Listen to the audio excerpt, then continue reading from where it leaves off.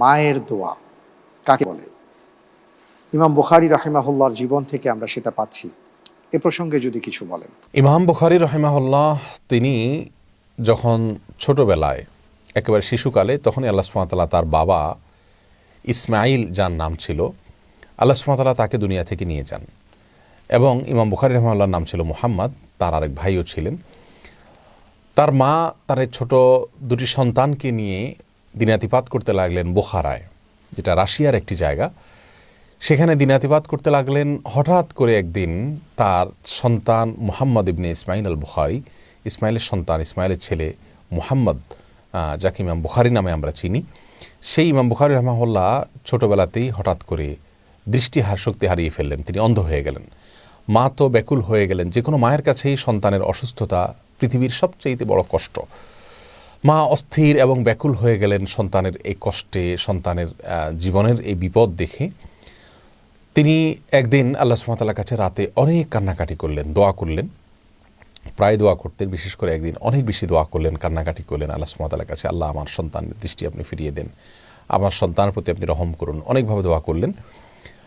রাত পার হয়ে গেল, তার সন্তান যেমন ছিলেন তেমনই আছেন। এভাবে কয়েকদিন চলে গেল। হঠাৎ করে একদিন রাতে তিনি স্বপ্নে দেখলেন হযরতে ইব্রাহিম আলাইহিস সালাম, আল্লাহ তাআলার একজন প্রিয় নবী, উলুল আজম নবীদের মধ্য থেকে একজন, তাকে তিনি স্বপ্নে দেখলেন। ইব্রাহিম খলিল আলাইহিস সালাম ইমাম বুখারী রাহিমাহুল্লাহর মাকে বললেন যে তোমার সন্তানকে আল্লাহ সুবহানাহু ওয়া তাআলা দৃষ্টিশক্তি ফিরিয়ে দিয়েছেন, তোমার দোয়া কবুল করেছেন। তিনি ঘুম থেকে ওঠার পরে দেখলেন হ্যাঁ, সকালে সন্তান ঠিকই দৃষ্টিশক্তি ফিরে পেয়েছে।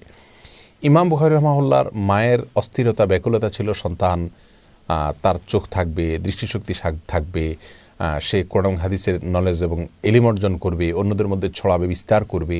এ ছিল তার আবেগের জায়গা, এ ছিল তার আশার জায়গা। আল্লাহ সুবহানাহু ওয়া তাআলা সে আশায় তার আশা পূরণ করেছেন এবং বুখারী রাহিমাহুল্লাহকে আল্লাহ সুবহানাহু ওয়া তাআলা দৃষ্টিশক্তি ফিরিয়ে দিয়েছেন।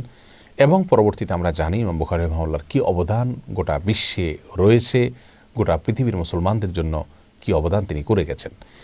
এই ঘটনা থেকে আমরা বুঝতে পারলাম যে মায়েদের দোয়া সন্তানদের জন্য কত বেশি কার্যকর। এ বিষয়ে ইবনে মাজার একটি হাদিসে রয়েছে, রাসূল করিম সাল্লাল্লাহু আলাইহি ওয়াসাল্লাম ইরশাদ করেছেন, সালাসু দাওয়াত ইউস্তাজাবু লাহুন্না লা শাক্কা ফিহিন্না, তিনটি দোয়া অবশ্যই কবুল হবে, সন্দেহ করার কোনো সুযোগ নেই। তার ভিতরে একটা হলো আল মাজলুম, অত্যাচারিত ব্যক্তির দোয়া অত্যাচারের বিরুদ্ধে, এটা অবশ্যই কবুল হয়, হয়তো সেটা আমাদের কাছে প্রদর্শিত হয় অনেক পরে।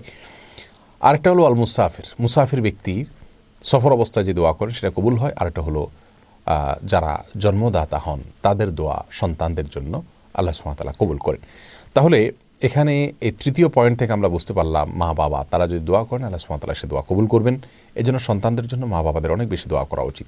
ভারতবর্ষের একজন বড় মনীষী ছিলেন সৈয়দ আবুল হাসান আলী আন-নাদভী রাহিমাহুল্লাহ, যিনি বাদশাহ ফয়সাল অ্যাওয়ার্ড পেয়েছিলেন, যেটাকে মুসলিম বিশ্বের নোবেল বলা হয়, এবং ভারতবর্ষে যে কয়েকজন সৌভাগ্যবান মানুষ পেয়েছেন তার ভিতরে তিনি অন্যতম। এই সৈয়দ আবুল হাসান আলী আন-নাদভী রাহিমাহুল্লাহ, তার মা তার জন্য ছোটোবেলা থেকে দোয়া করেছেন এবং সে দোয়াগুলো নিয়ে, তার মায়ের আকুতিগুলো নিয়ে তিনি একটা বই লিখেছেন আমার আম্মাজান নামে।